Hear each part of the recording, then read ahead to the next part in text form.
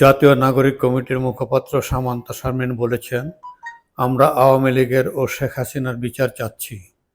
তাকে দেশে প্রত্যাবর্তন করা হোক এবং শেখ হাসিনার বিচার করা হোক। এর মধ্য দিয়ে বাংলাদেশের নারীরা তার যে রাজনৈতিক স্ফুরণ সেটার সমাপ্তি ঘটাতে পারবে। বৃহস্পতিবার বিকালে নগরীর বিবি রোড, নারায়ণগঞ্জের আলী আহমদ চুনকার নগর মিলনায়তনে জাতীয় নাগরিক কমিটির উদ্যোগে জুলাই গণঅভ্যুত্থানের নারীদের ভূমিকা নিয়ে নারী সমাবেশে আলোচক হিসেবে এসব কথা বলেন সামান্তা শারমিন। আমরা আওয়ামী লীগের বিচার চাচ্ছি, এই কারণে আমরা শেখ হাসিনার বিচার চাচ্ছি।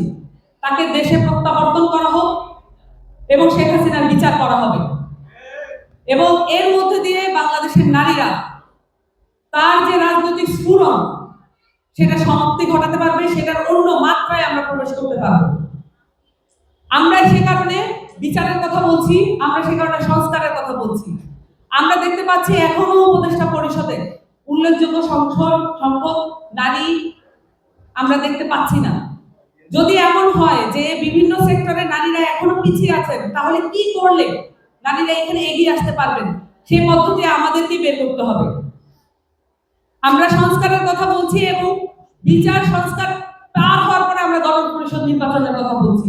শুধুমাত্র নির্বাচন নয়, এখানে 3টি অবৈধ নির্বাচনের পরে একটি প্রশ্নবিদ্ধ নির্বাচন হতে পারে না, একটি তথাকথিত নির্বাচন হতে পারে না। অবশ্যই হতে হবে গণপরিষদ নির্বাচন, এবং গণপরিষদ নির্বাচনের মধ্য দিয়ে এখানে সংবিধান পুনর্লিখিত হতে হবে। এই সংবিধান পুনর্লিখিত লাস্ট হয়েছিল 72 সালে, এবং সেখানে সংবিধান প্রণয়ন কমিটিতে ছিল একজন মাত্র নারী, বেগম রাজিয়া খাতুন। তিনি ছিলেন শেরে বাংলা একে ফজলুল হকের নাতনি। আমরা চাই পারিবারিক যে পরিচয় সেটার ঊর্ধ্বে উঠেও এখন গণপরিষদ যেটা সামনে আসবে, যেটা আমরা আদায় করে ছাড়বো, সেখানে উল্লেখযোগ্য সংখ্যক নারী প্রতিনিধি থাকবে। সেটার জন্য আমাদের কাজ করে যেতে হবে। সেই সাথে আমরা দেখতে পাচ্ছি ক্যাম্পাসে নতুন ধরনের ছাত্র রাজনীতির উদ্ভব ঘটেছে, এবং এই ছাত্র রাজনীতির মধ্য দিয়ে আমরা চাইব ক্যাম্পাসগুলোতে নারীরা যে প্রতিরোধ গড়ে তুলেছে, সেই সংগঠনগুলোতে সামনের নেতৃত্বে এবং সিদ্ধান্ত গ্রহণের জায়গায় নারীদের অংশগ্রহণ থাকবে।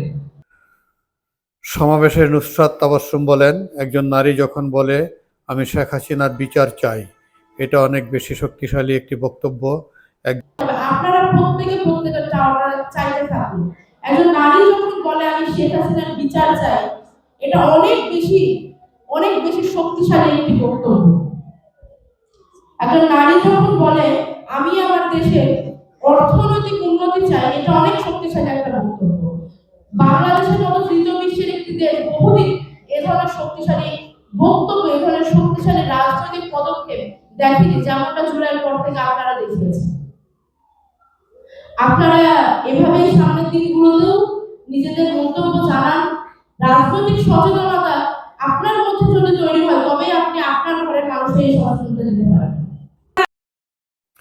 এ সময় জাতীয় নাগরিক কমিটির নারী বিষয়ক সেলের সম্পাদক সাদিয়া ফারজানা দিনার সভাপতিত্বে বক্তব্য রাখেন বৈষম্য বিরোধী ছাত্র আন্দোলনের কেন্দ্রীয় নির্বাহী কমিটির সদস্য ও কেন্দ্রীয় সমন্বয়ক নুসরাত তাবাসসুম, জাতীয় নাগরিক কমিটির শহীদ ও আহত কল্যাণ সেল সম্পাদক ডাক্তার মাহমুদা মিতু, সংস্কৃতি বিষয়ক সেলের সম্পাদক তাজনুবা জাবিন, কেন্দ্রীয় সদস্য নাহিদা সারোয়ার সহ আরও অন্যান্য নেতৃবৃন্দ। Nafiz Ashraf, TNN TV 24।